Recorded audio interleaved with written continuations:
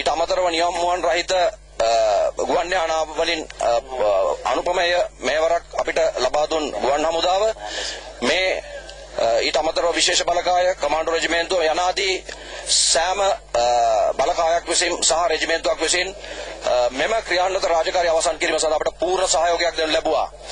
8 වෙනි කාර්යසාධක සේනාංකයේ සේනාංකාධිපති හැටියට මම ආඩම්බර වෙනවා මෙවැනි අවස්ථාවක් එනම් අවසාන LTT අවසාන අවස්ථාවේදී මගේ සහභාගී වීම සමග රටට මෙහෙවරක් කිරීමට ලැබීම මගේ භාගයක් හැටියට මම සලකනවා. වන්නේ මානුෂීය ක්‍රියාන්විතයේ අවසන් අධියර ක්‍රියාත්මක කරන්නට යුද හමුදාපතිතුමන්ගේ උපදෙස් පරිදි 53 වන සේනාංකය යටතේ 8 වන කාර්ය සේනාංකයද මෙහෙයුම් වලට එක්කලා ඒ 8 වන කාර්ය සේනාංකාධිපති කර්නල් රවිප්‍රියගේ අධීක්ෂණයෙන් යනුව ඊයේ දිනේ ජනතාව සැකසංකා මතු කරමින් දැස් අයා බලා සිටි ම්ලේච්ඡ නායකයා වූ මේ රට සාහසිකත්වයට ඇද දැමූ LTT නායක වේලුපිල්ලේ ප්‍රභාකරන්ගේ මූර්ත ශරීරය සොයාගන්නට කර්නල් රවිප්‍රියගේ නායකත්වයෙන් 8 වන කාර්ය සේනාංකය සමත් වුණා. 8 වන කාර්ය සේනාංකාධිපතිතුමනි මේ තීරණාත්මක ජයග්‍රහණය මේ ස්වර්ණමය ජයග්‍රහණය ඔබතුමා දකින්නේ මොන ආකාරයෙන්ද?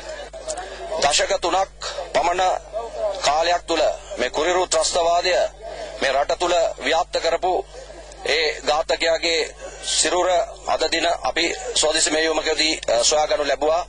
අපිට අනුපමේය මෙහෙවරක් අනුපමේය සේවයක් කරනු ලැබුවා. සන්නාසන්නත බලකාය ඉංජිනේරු බලකාය බලසේනාධිපතිතුමනි අද උදෑසන වෙන විට මේ තීරණාත්මක ජයග්‍රහණය ලබා ගන්නට ඔබ කණ්ඩායම 53 වන සේනාංකය යටතේ ඔබේ බලසේනාව යටතේ යුද හමුදා බටපිරිස් සමත් වුණා. මේ ජයග්‍රහණය ඔබේ ජීවිතේ මොන වගේද නැත්නම් මේ ජයග්‍රහණය රටට මොන වගේ බලපානවද? ලෝකයේ ඊයේ දිනේ පැතිර ගිය අසත්‍ය ප්‍රචාර වලට එදා මෙන්ම ඊනියා බලවේග ඊයේ දිනේ වෙලුපිල්ලේ ප්‍රභාකරන් කොයිදයි කියා සැකයක් මතු කළා. මේ තත්ත්වයට මේ පිළිතුර ඔබ අද ලබා දීලා තිබෙනවා. මේ සේනාංකාධිපතිවරුන් යටතේ ඔබ පිළිතුර ලබා දී තිබෙනවා. යුද හමුදාපතිතුමන් යටතේ ඔබ පිළිතුර ලබා දී තිබෙනවා. මේ තත්ත්වය කොහොමද ඔබතුමන් දකින්නේ? ඇත්තෙන්ම වසර දෙකකට ආසන්න කාලයක් තිස්සේ අපි කරපු සටනේ අවසාන ඉලක්කය LTT නායකයා ග්‍රහණය කරගන්න විනාශ කරන්න අද අපිට හැකියාව ලැබුණා. ඒ අපිට මහත් අභිමානයක්. මම දකින්නේ ශ්‍රී ලාංකීය ජනතාවගේ ඒ අභිමානය, ශ්‍රී ලංකා යුද්ධ හමුදාවේ අභිමානය විශේෂයෙන්ම අපිට අපේ වත්මන් යුද හමුදාපතිතුමාගේ නායකත්වය යටතේ ජනරල් ෆොන්සේකාගේ නායකත්වය යටතේ ඔහුගේ ඍජු අනදීම යටතේ මගේ සේනාංකාධිපති 53 වන සේනාංකාධිපති මේජර් කමල් ගුල්රත්න ඒ වගේම කාර්ය සේනාංක 8 සේනාංකාධිපති කර්නල් රවිප්‍රිය සහ විශේෂයෙන්ම මෙම වන්නේ මේෂේ වලල්ලෙන් ඔබ තියෙන කලපුවේ නන්දිකඩාල් කලපුවේ පිහිටි අයිලන්ඩ් එකේ අපි සෝදිසි මෙහෙමක් දියත් කරා. එහිදී අපිට හැකියාව ලැබුණා ත්‍රස්තවාදී නායකයා සොයා පීරමින් ශස්ත්‍රවාදීන් 20 ගණනකට ආසන පිරිසක් ඔහුගේ ආරක්ෂකයින් විනාශයටපත් කළෙමින් ඔහුව මියන් පරලොව යවන්න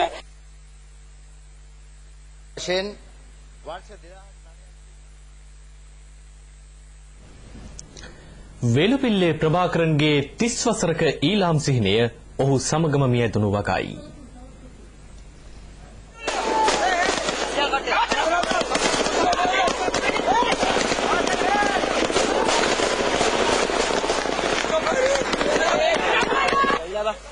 හරි උඹ කැනුගා හිටාන කොතන?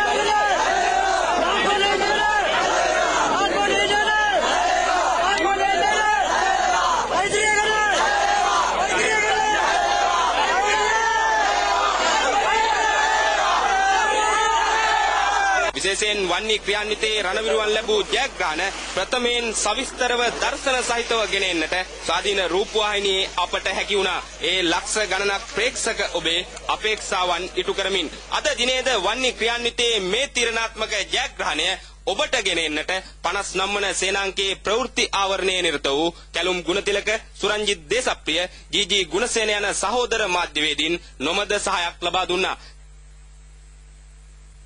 අරුණලු අද උදා වෙලා මේ අතරම මරණයට පත්වත්තේ LTT නායක වේලුපිල්ලේ ප්‍රභාකරන් බව අමාත්‍ය විනයාගමූර්ති මුරලිදරන් මහතා තහවුරු කරනවා. ඒ ක්‍රියාන්විත භූමියටම පැමිණෙමින් we identify his body perfectly 100% sure he is the Prabhakaran. Since today I think this war over, 30 years war over now. Our totally, especially all peoples are freed by our Excellency President Mahinda Rajapaksa. At the same time, lot of army people sacrificed their life for this freedom, especially for Tamil people. They freed Tamil peoples from LTT. Now everybody is very happy about that because we have to build our new Sri Lanka. Because now all the world, last month all the world tried to stop this war. At the same time they tried to blame our president because they didn't understand about the real situation here. Now they totally realized the situation. Now our Excellency President Mahinda Raja done very well. Now he is the man in the history. He is the one of the best president. We have the one of the best president.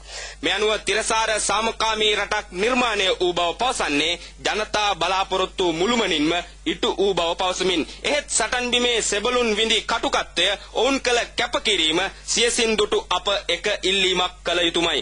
දශක 3ක් මෙරට පමණක් නොව මුළු ලෝකයටම භීතියක් ඇති කළ LTT ත්‍රස්ත සංවිධානය අවසන් වෙලා ඒ අනුව තිරසාර සාමකාමී රටක් නිර්මාණය වෙලා මේ අවස්ථාව මේ සරණමය අවස්ථාව සනිටුවන් කරන්නට මෙරට ආරක්ෂක හමුදාවන්ගේ බොහෝ සෙබළුන් මේ මිහිතලය මත සැතපුණා. බොහෝ සෙබළුන් ලේ දහඩිය සෙලෙව්වා. ඔවුන්ගේ අසීමිත කැපකිරීමට ඔබ ආදරය කරන බව නොනුමානයි. එහෙත් ඔවුන්ගේ මේ කැපකිරීමට ඔබ දක්වන ගෞරවය ඔබේ මුළු ජීවිත කාලයේම තබා ගැනීම කෙලෙහි ගුණ සලකන ජීවිතයක් නිර්මාණය කිරීමක් වනුත් නොනුමානයි. චමිල් ආනන්ද උපාලි සමරකෝන් සමගින් මම සුජිත් විතානපතිරණ පුතුකුඩිරිප්පු ප්‍රදේශයේ සිට ලොව ම්ලේච්ඡතම ත්‍රස්තවාදී නායකයා වේලුපිල්ලේ ප්‍රභාකරන්ගේ මරණයත් සමගම මියදුණු 30 වසරක ඊලාම් සිහිනය ගැනයි මේ. පිල්ලේ ප්‍රභාකරන් සමග බුද්ධ්‍යංශ නායක පොට්ටු අම්මාන්ඩ මුහුදු කොටි නායක සුසේද මරමුවට පත්ව ඇත. මානුෂීය මෙහෙයුම් ජයපිට ජය ලැබමින් ඉතා කුඩා භූමි භාගයකට ත්‍රස්තවාදියා කොටු කරද්දී ත්‍රස්තවාදීන් සතු සියලු යුද දේපළවලට ගිනි තබා ගනිමින් ත්‍රස්ත නායකින් සිය ගණනක් ප්‍රභාකරන්ගේ අනුදැනුම යටතේ සියදිවි නසාගත්ත. දිගින් දිගටම රජය ප්‍රභාකරන් ඇතුළු ත්‍රස්තවාදීන්ගෙන් භාරවන ලෙස කළ ඉල්ලීම් එක හෙලා ප්‍රතික්ෂේප කළේද ප්‍රභාකරන්ය. ප්‍රභාකරන්ගේ එම තීරණේ අනිසි ඵල අද උදා කරමින් ඔහුගේම පුත් චාල්ස් ඇන්තනීද ඝාතනයට ලක්විය. එහෙත් මේ කිසිවකින් ප්‍රභාකරන් සිය ආත්මාර්ථකාමී පරමාර්ථය අත්හැරියේ නැත. ඔහුට මිනිසුන් අවශ්‍ය නැත. සිය ජීවිතයේ බොහෝ කැපවීම් කළ ත්‍රස්ත සගයින් අවශ්‍ය නැත. හොඳ හෝ නරක හෝ තම පියාගේ අරමුණ දිනා දීමට සහාය වූ සිය දරුවන්වත් අවශ්‍ය නැත. ඔහු තව දුරටත් ඔහුගේ ජීවිතයට පමණක් ආදරය කරමින් ත්‍රස්ත සගයින් දෙදෙනෙක් පමණක් ඉතිරි කරගෙන පලා යන්නට තැත් කිරීම නින්දා සහගතය. එහෙත් පුදුම වීමට දෙයක් නැත. ප්‍රභාකරන් තමන්ට විනා අන් අයට ආදරය නොකළ අයෙක් බව මේ වන විට මුළු ලෝකයම දන්නා බැවිනි. මිනිසෙකුගේ මරණය තවත් මිනිසෙකුගේ සතුට හේතු වන්නේ නැත.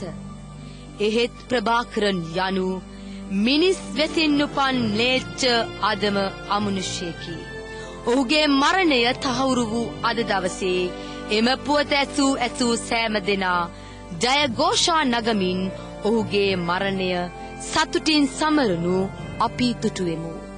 ඒ ප්‍රභාකරන්ගේ මරණය යනු ශාපලත් ඊලාම් සිහිනේ අවසානය වනවාක් මෙන්ම ස්වෛරී ඒකීය රාජ්‍යක අභිමානවත් නිදහසේ උදාවද වන බැවිනි.